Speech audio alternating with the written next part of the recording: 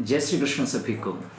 गीता एक बहुत अद्भुत ग्रंथ है और मैं कई बार ऐसे बोलता हूँ कि सच में कोई व्यक्ति अगर गीता के एक एक श्लोक को अगर पढ़ ले बहुत अच्छे तरीके से और उसकी बहुत कुछ चीज़ों को अगर अपने मन में उतार ले तो सच में बड़ा जीवन परिवर्तित हो जाता है, बड़ा चेंज हो जाता है। कई बार ऐसे लोगों के मन में शंकाएं होती हैं कि ईश्वर तो सर्वशक्तिमान होते हैं, भगवान सर्वशक्तिमान है और फिर भगवान को फिर क्या ज़रूरत आन पड़ी कि वो कर्म करें। मतलब जो ईश्वर सर्वनियंता है, सर्वशक्तिमान है ना, जो ओमनीपोटेंट है, ओमनी प्रेजेंट है, ओमनीसिएंट है, वो ईश्वर जो सर्वव्यापी है, सर्वत्र है, वो ईश्वर को क्या ज़रूरत आन पड़ी कि वो बीच युद्ध में और अर्जुन को ज्ञान देने लगे और बीच युद्ध में अर्जुन को बताने लगे कि कर्तव्य क्या होता है, ज्ञान क्या है, भक्ति योग क्या है, आदि आदि। तो वहाँ एक बड़ा अद्भुत श्लोक है, अध्याय 3 का एक श्लोक है, श्लोक संख्या 22 है ये। तो ये भगवान की बड़े ही कहते हैं ना अद्भुत स्वभाव के बारे में बात बताता है। वहाँ क्या आता है, भगवान बोलते हैं न मे पार्थस्ते कर्तव्यम त्रिषु लोकेषु किंचनः, न मे पार्थस्ते कर्तव्यम त्रिषु लोकेषु किंचनः, नानवाप्तम अवाप्तव्यम वर्त एव च कर्मणि। भगवान बोलते हैं न मे पार्थस्ते कर्तव्यम, हे पार्थ, हे अर्जुन, इस लोक में ही नहीं, केवल पृथ्वी लोक या भूलोक में ही नहीं, इस संपूर्ण ब्रह्मांड में तीनों लोकों में न मे पार्थस्ते कर्तव्यम त्रिषु लोकेषु किंचन, तीनों लोकों में मेरे लिए कोई भी कर्तव्य शेष नहीं है। भगवान बोलते हैं मैं सर्वनियंता हूँ, पावर रिप्रेजेंट कर रहे हैं भगवान। जैसे मनुष्य ये नहीं बोल सकता है कि मेरे लिए कोई कर्म शेष नहीं है। मनुष्य का जन्म हुआ है तब से लेकर के वो कर्म में बंधा हुआ है, क्योंकि वो माया से बंधा हुआ है, वो प्रकृति से बंधा हुआ है। तो मनुष्य की प्रकृति वो बंधी हुई है, वो स्वतंत्र नहीं है। वो उसको अगर शरीर मिला है तो ये भी प्रकृति का ही, और ये प्रकृति के वशीभूत होके कर्म करेगा ही करेगा, है ना। पर ईश्वर जो हैं वो हमारी तरह नहीं होते। ईश्वर का जो शरीर है वो हमारी तरह नहीं होता है, वो शरीर में होते हुए भी स्वतंत्र होते हैं वो। तो वहाँ क्या बोलते हैं न मे पार्थस्ते कर्तव्यम त्रिषु लोकेषु किंचन, तीनों लोकों में मेरे लिए कोई कर्म शेष नहीं है। मतलब मुझे मेरी कुछ भी ड्यूटीज नहीं है, पर फिर भी क्या, और वहाँ क्या बोलते हैं नानवाप्तम अवाप्तव्यम, न तो मेरे लिए कुछ ऐसा है। भगवान की वाणी सुनना कैसी वाणी है, कितनी अद्भुत वाणी है। वो बोलते हैं नानवाप्तम अवाप्तव्यम, न तो मेरे लिए कुछ ऐसा है जो मुझे मिला नहीं हो, प्राप्त ना हो मेरे लिए, और ना कुछ मुझे प्राप्त करने के योग्य है। मतलब ना तो कोई चीज ऐसी है जो मेरे पास हो ना, और ना मुझे कुछ ऐसा है जो प्राप्त करना है मुझे। जैसे हम मनुष्य क्या होते हैं, हमारे अंदर टेंडेंसी होती है, कुछ चीज़ें हमें मिली होती हैं, कुछ चीज़ें हमें प्राप्त होती हैं, और कुछ चीज़ों की हम चाहना रखते हैं। पर भगवान क्या बोलते हैं नानवाप्तम अवाप्तव्यम, ना तो कुछ ऐसा है जो मुझे प्राप्त ना हो, और ना ही कुछ ऐसा है जिसको मुझे प्राप्त करने की चाह ना हो। वर्त एव च कर्मणि, मुझे कुछ भी नहीं। फिर भी क्या बोलते हैं वर्त एव च कर्मणि, फिर भी मैं कर्तव्य कर्म में लगा रहता हूँ।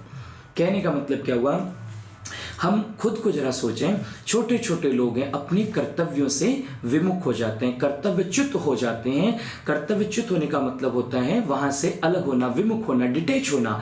हम अपनी ड्यूटीज से फ्री होना चाहते हैं। हमें कुछ भी ऐसे काम सौंपा जाता है ना, तो हमें लगता है कि नहीं नहीं ये काइंड ऑफ फॉर्मेलिटीज हमें करनी है। नहीं, वहाँ भगवान बोलते हैं मेरे लिए कुछ भी शेष नहीं है, ना मुझे कुछ चाहिए, ना मुझे कुछ मेरी चाहना है, और ना कुछ ऐसा है जो मुझे मिला ना हो, पर फिर भी मैं कर्म करता हूँ। फिर इसके अगले श्लोक में क्या बोलते हैं, क्यों मैं कर्म करता हूं, तो वहां पे बोलते हैं यदि ययम न वर्तेयम, यदि ही अहम न वर्तेयम। ययम का मतलब है, अगर आप उसको तोड़ेंगे तो लिखा होगा ही अहम, यदि ययम न वर्तेयम जातुत्कर्मण्यतन्द्रित मम वर्तमान वर्तन्ते मनुष्या पार्थ सर्वश। तो हम भगवान बोलते हैं हे पार्थ, यदि किसी समय मैं सावधान पूर्वक होकर कर्म ना करूं तो क्या हो जाएगा, बहुत बड़ी हानि हो जाएगी, क्योंकि मनुष्य सब प्रकार से मेरा ही अनुसरण करते हैं, मेरे ही मार्ग का अनुसरण करते हैं। तो अगर भगवान ही वहाँ पर ऐसे बैठ जाएंगे, देखिए ईश्वर ने, ऐसे कई लोग बोलते हैं ना, जैसे एक आर्य समाज जो लोग होते हैं वो बोलते हैं ईश्वर अवतार नहीं लेता। अरे भैया सुनो, गीता पढ़ो, आप गीता पढ़ते भी हो पर गीता की बात मानते नहीं हो।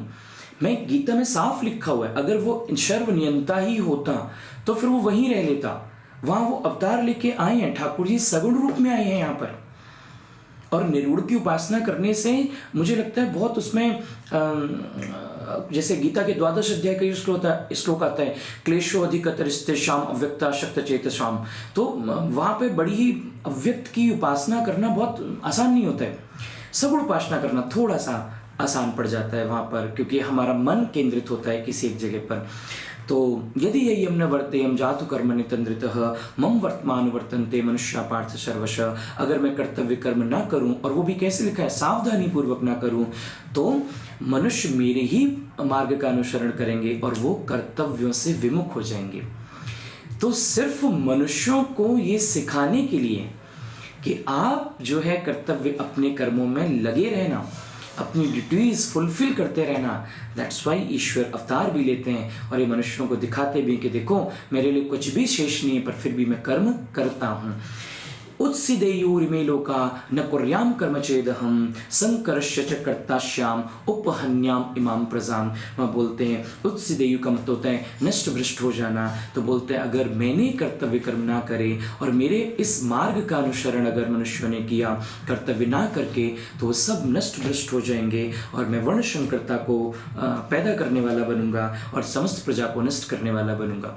तो वहाँ भगवान साफ कहते हैं कि मेरे मार्ग का जो अनुसरण करेगा, मतलब कर्तव्यों से च्युत नहीं होना, कर्तव्यों से विमुख नहीं होना, कर्तव्यों से डिटैच नहीं होना है, अपनी ड्यूटी पूरी करना। सोच के देखिए, एक ईश्वर जो सर्वनियंता होता है वो भी इस धरती पर जब जन्म लेता है तो वो भी कर्म करता है। भगवान राम, भगवान कृष्ण दोनों के जीवन ऐसे हैं कि जिन्होंने अपने जीवन में कर्म को बहुत प्राथमिकताएं दी हैं। तो हर व्यक्ति अगर ये सोचे कि नहीं, हमारे कर्म जो हैं वो हम जरूर करेंगे, और कर्म का मतलब केवल कर्तव्य कर्मों से, कर्तव्य कर्मों में शास्त्रोक्त जो कर्म है उनको निहित कर्म बोला गया, विहित कर्म बोला गया है, और नियत कर्म एक होते हैं। तो विहित और नियत ये दो कर्म होते हैं, ये हर व्यक्ति को करने चाहिए, ऐसा भगवान भी बोलते हैं गीता में। तो बहुत अद्भुत ग्रंथ है। जय श्री कृष्ण।